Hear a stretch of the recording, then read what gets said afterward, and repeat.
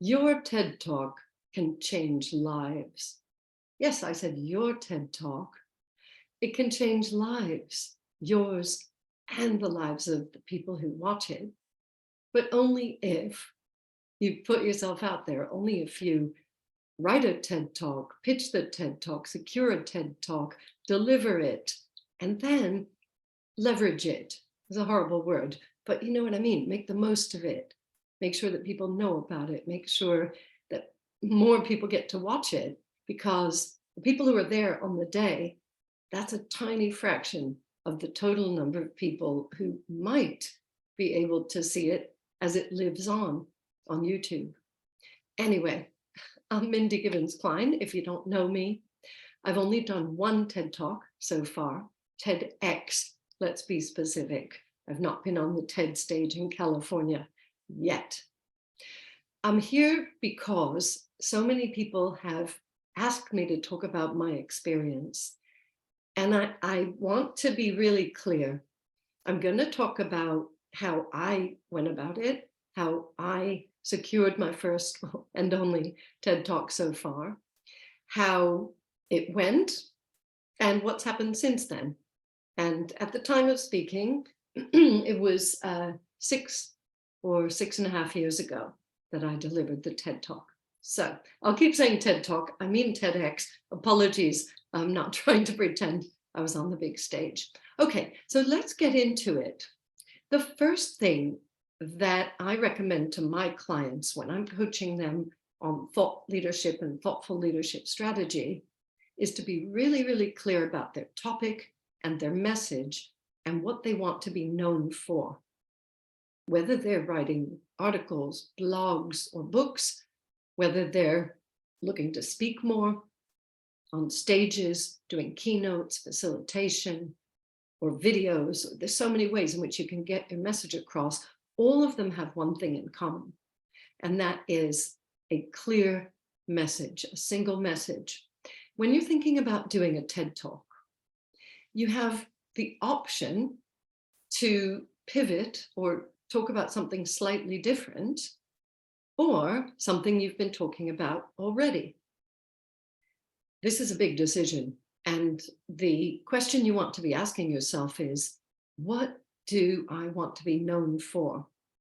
Because it could be that that TED Talk is the most popular video out there of you speaking. It could be that it overtakes every other thing that you have done and that you are doing and that you will do. We just don't know. That's part of the unknown, the stuff we can't control. But the thing you can control, and the thing you're in charge of, is what is the topic? What is the message? And when I say message, you may know where this is going.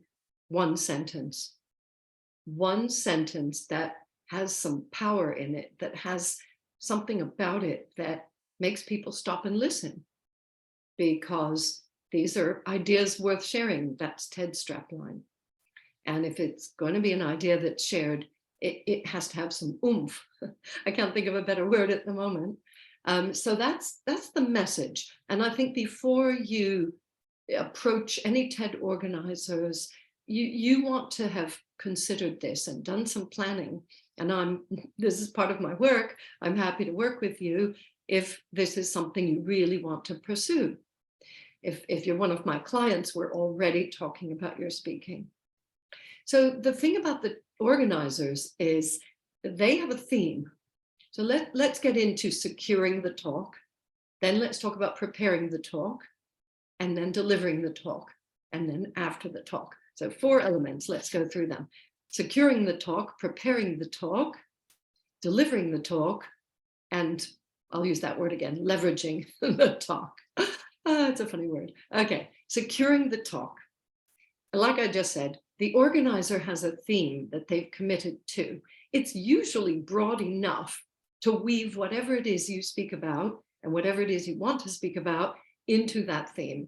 It's usually a broad topic, and it's always positive, and it's, it lends itself to, an exciting energy around it. And it's something that people will all talk about, that, you're supposed to somehow weave your message into that. when I did my TED Talk, I used the theme name once in the talk.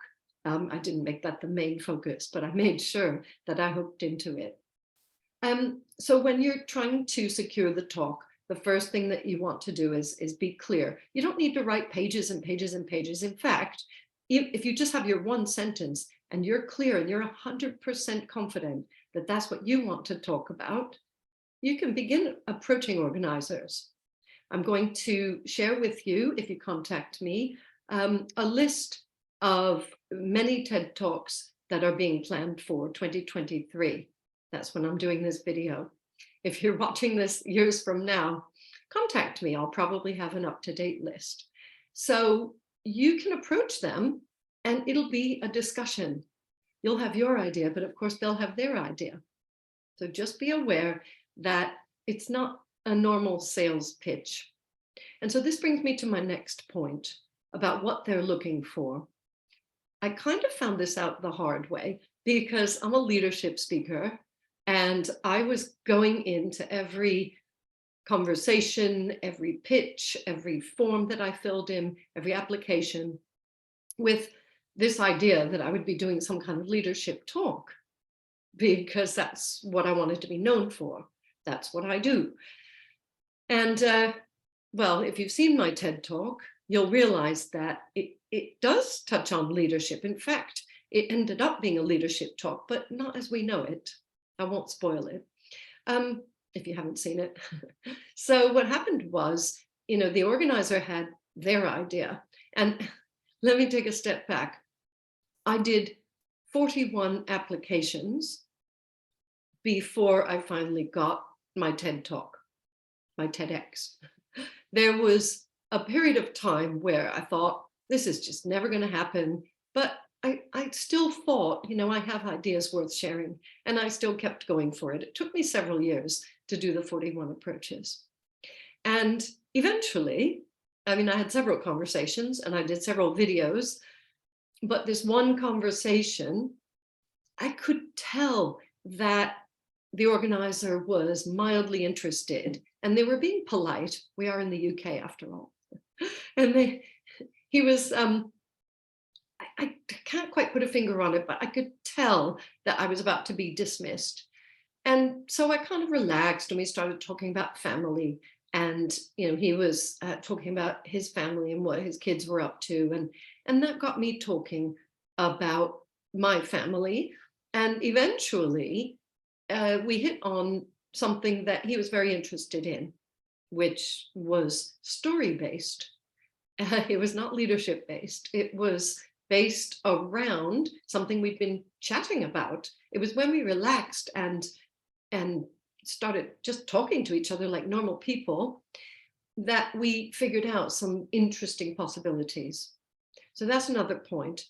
Don't be too rigid because the organizer and maybe their committee, they're the ones who are going to decide if you fit into that day, that theme that they've chosen or not. And if it's not, well, you can do more, do 41 applications if you want to, like I did. You may not need to do as many because I was not a quick learner. Anyway, so that's what happened. I think what they were looking for, it was clear. It was very, very clear in the description, but I wasn't looking. I wasn't paying attention to that. And I thought, yeah. And, went about it my way. So it was when I really looked at that I decided, oh, okay, well, let's be flexible. Let's have a chat. Let's just look at the possibilities. And the flip side of this is to be honest. If what they're talking about doesn't resonate, if it's something that you think it's going to be hard for you to hook into, don't do it. Don't apply. Don't go somewhere where you're going to feel uncomfortable. There's enough emotions around doing the TED Talk, which I'll get to in a minute. You don't need to put yourself into that space where you're not even sure if what you talk about and what your talk is in alignment with the whole day. Don't put yourself through that. There's a lot of TEDx's being planned around the world, a lot, and that's a great thing. Lots of opportunity. Okay, so let's assume that you're willing to do the work, you're clear, you make the approach, you have the right attitude, like I've been talking about, and you secure the gig. Be prepared for the biggest gig of your life. Maybe I'm being over dramatic. It is big. I mean, the TED brand is huge. And in my case, I wasn't really thinking about the fact that that video is going to be part of the TED channel, which is growing and growing and growing, and it's going to be out there. And I guess if I thought about it, I would have been even more nervous. I did get myself quite worked up. I knew I needed to rehearse. As a professional speaker, I rehearse everything. I don't think I've ever rehearsed anything as much as I did for that talk. I really don't think so. I actually wrote down in my notes that I wanted to rehearse it 100 times. I have no idea why I picked that number. And I didn't end up doing 100 rehearsals, but I think I must have done nearly 60. I lost count. And the most valuable ones were the ones where I did it in front of peers, friends, colleagues. I only did it twice because I really didn't want it to be over rehearsed and too slick and things like that. And I was scared. I was, excuse me. I was, well, it is scary, but that helped me because I did get some feedback. So they were all professional speakers, people I knew very well, and the feedback was very sensitive and exactly what I needed to hear. Some really great ideas, including a tweak to the title of the talk, which really made it sing as far as I was concerned. So thank you, Scott, for that. There's something about doing something in front of your peers, especially if they're also speakers. If you can get over that, it is actually easier on the day. I'm saying this with hindsight. I did get myself worked up. I rehearsed and rehearsed and rehearsed. I didn't want to memorize it, but doing it nearly 60 times, I did pretty much memorize it. And I don't think people can tell. I think I knew it, and my pacing was good, and I was there. I was present with the audience. I wasn't just, reciting my speech. I didn't want to memorize it, but I think, I did in the end. There were only 2 words that I changed or missed in the whole talk. So I'm quite pleased about that. I'm quite proud of that. But in the 3 weeks leading up to it, I had disrupted sleep. I had a nervous stomach. I could hardly eat. On the day, I saw the lineup because we didn't know until the day who was going to speak when. And I had to be at the venue at 8:30 a.m. And when I saw this lineup, I was on at 3:30 in the afternoon. And of course, I had to sit there the whole day and smile and calm my nerves and not be in my head rehearsing my talk, really, aim to be there for my speaking colleagues, the people who were, fellow speakers on the day. That was tough. And I had eaten something, but it was, it counted, and I knew it counted. And I was very, very happy that I'd rehearsed it. Anyway, that's my point. Be absolutely certain where you're going. This was a 5-hour journey. I stayed over the night before.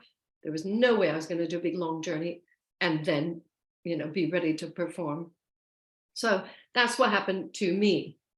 The other thing that can happen, little animal going by. The other thing that can happen is you might get some experience of imposter syndrome. Who am I to do this? And the fears and doubts might come in really, really strong, especially if it's a rather new topic. So what I was talking about, obviously it was based on my story, which I knew, but it was the first time, actually the second time I was sharing it in public. And yeah, it was a little bit scary. So if that happens to you, my best advice comes from, in fact, the late, great Susan Jeffers. Feel the fear and do it anyway. Feel the fear and do it anyway, because it's important, isn't it? Your topic, your message, your story is really, really important. It can change lives.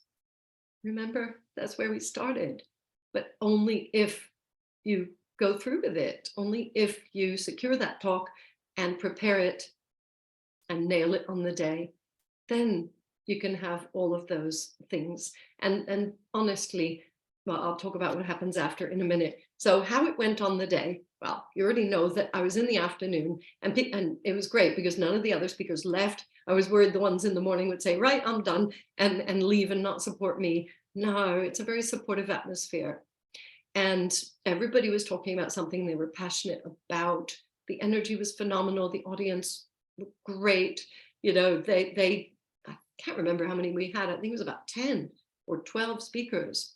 I think it was 10. And it, you know, one after the other. And the audience was, you know, soaking it up. I can't even imagine what it must have been like for them, that they'd never met any of these people before, and that they were just consuming these messages. And I'm really grateful for their attention. So it went well. The AV went well. There were a couple of hiccups. If you watch my TED Talk, I think you see somebody going across, you know, and the video was jiggling a bit until they got the angle right. There were different cameras on me. I really tried to forget all about that. I stood on that red dot and stayed there, which is not like me. I'm quite animated, as you may know. And, you know, I'm always moving my hands. I'm trying to control them now. And certainly I like moving around a stage, but you can't really do that. It's not fair to the camera people. So, you know, just knowing that, just looking at that dot, practicing standing on the dot. Of course, you could practice in your house. I didn't do that. Now that I think about it, I should have practiced standing still a lot more, but I did it. It worked out. And I kept to my time. That's really important.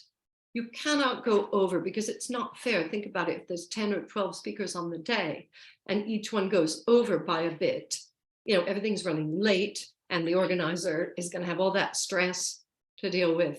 So you don't want to be that person who makes things run late. So I did that. Be professional. Okay, then we were done. And it's like, oh, huge sigh of relief. And I drove home listening to some really loud music, celebrating, you know, whatever happened, happened. I left it in the room and I knew that I'd done my best on the day. So you'll be able to have a little quiet time while they put the video together. And then you start hearing, so of course you can take advantage of this time by posting photos from the day, by talking about it. Maybe you've told people before that you were going to be doing the TEDx talk. Maybe not. Some people don't publicize it because it just makes it all, you know, everybody's looking and waiting, and there's an expectation. So I talked about it a little bit, but not really, not like some people do. Like some people know the exact day and location and time that someone's going to be on, and it's like they're all there, you know, holding their breath. I just don't operate that way. So after, yes, I said, oh, you know, here I was, and I posted the photos, but then it goes quiet because they need to edit the videos, 10 or 12 videos, you know, and they need to be edited to fit in with the TED brand. And so that's another thing. Everything needs to fit in with the TED brand, you know, from the staging, from the red dot, from that, you know, the AV, the everything, the set. And in the case of the video, you know, it's going to be on their channel, like I said. So that took a little while. I think it took 3-4 weeks. And then it went live. So my best advice to you, if you, well, this is advice even if you've done a TED Talk already, you might learn something, but certainly if you're planning to do one, plan to do these things, plan starting now to leverage it, to make the most of it, maximize the publicity, the, you know, the excitement, share it wherever you can, social media, your email signature, in, you know, every conversation, certainly in your bio, every time you go and speak, certainly in your byline or your bio, if you do an article, everywhere. And I don't know how I feel about this next bit because it's in my LinkedIn profile description, but you can put it in there that you're a TEDx speaker.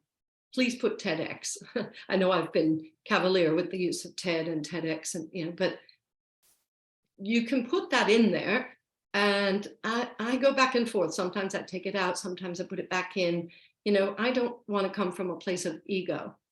That's really not why I did it, and that's really not how I want to be seen. So if I get a lot of feedback that, oh, Mindy, TEDx, is boasting, whatever, I might change it. I might put it in the big description, not in the, my headline. But these are things that you want to think about in advance. But definitely do as much as you can once that video is out there in the public domain on the TED channel. So what to share, right? I'm going to go right back to that. When I said about before you even contact any of the organizers, when I was talking about thinking about your message, think about how personal you want to be. Because the point about it is, obviously people buy from people. We're not asking them to buy anything. We're not even asking them to buy into our idea, but we're presenting an idea, and it's a personal approach. It's usually a live in-person event. Sometimes, especially during the pandemic, they were done virtually. But I think the whole TEDx experience is you're talking to people, and so it's a personal discussion. You decide what you share, remembering that it's going to be out there for a long time. You cannot control exactly what happens, but you want to be sure that it's what you want to be known for, that you're being clear, that if you want to make a pivot and be known for something different, you can use this as a jumping off place, and you can put something together that will start to take people with you. If you're not known, if you really don't have a big profile now, in a way it's better.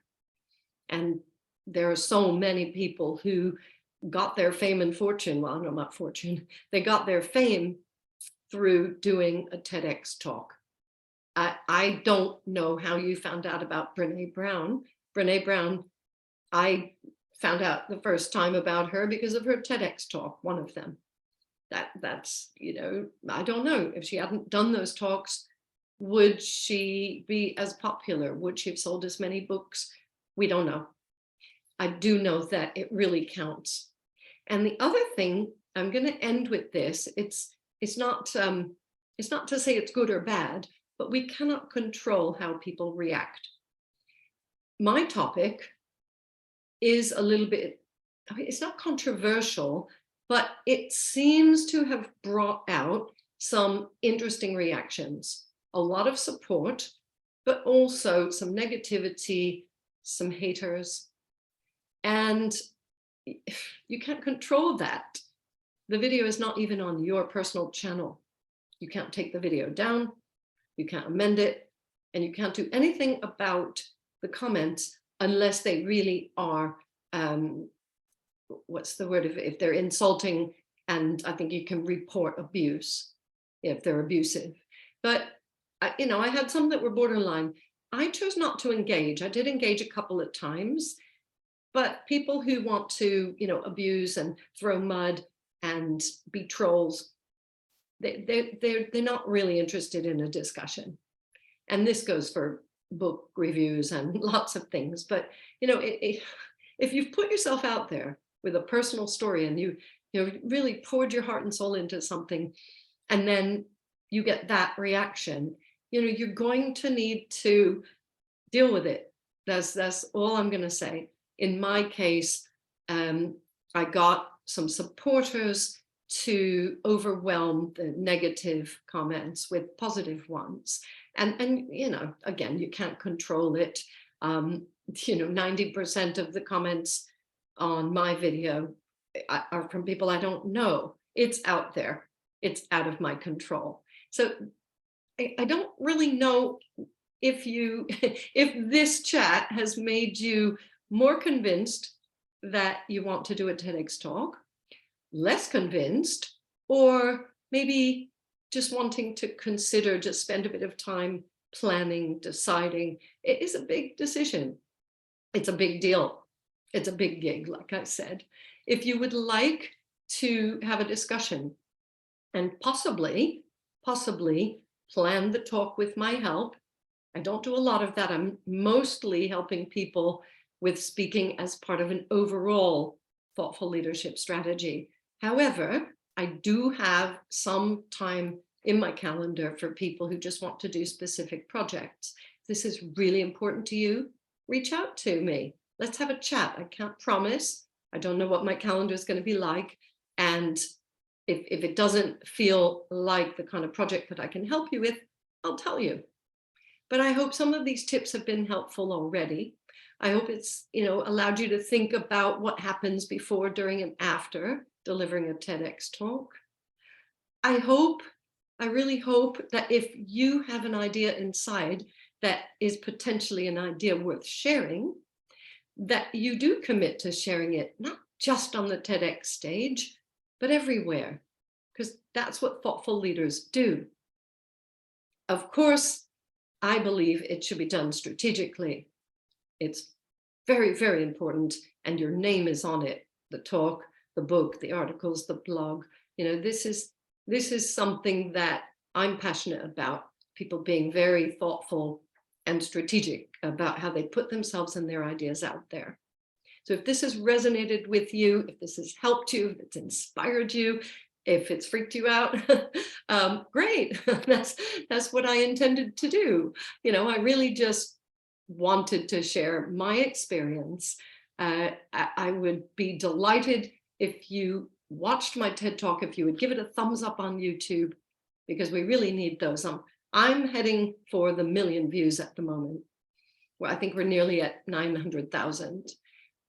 I'm not going to court the views and the eyeballs, but since I'm talking to you, if you have a chance to watch my talk, please do watch it. If you like it, please give it a thumbs up, share it.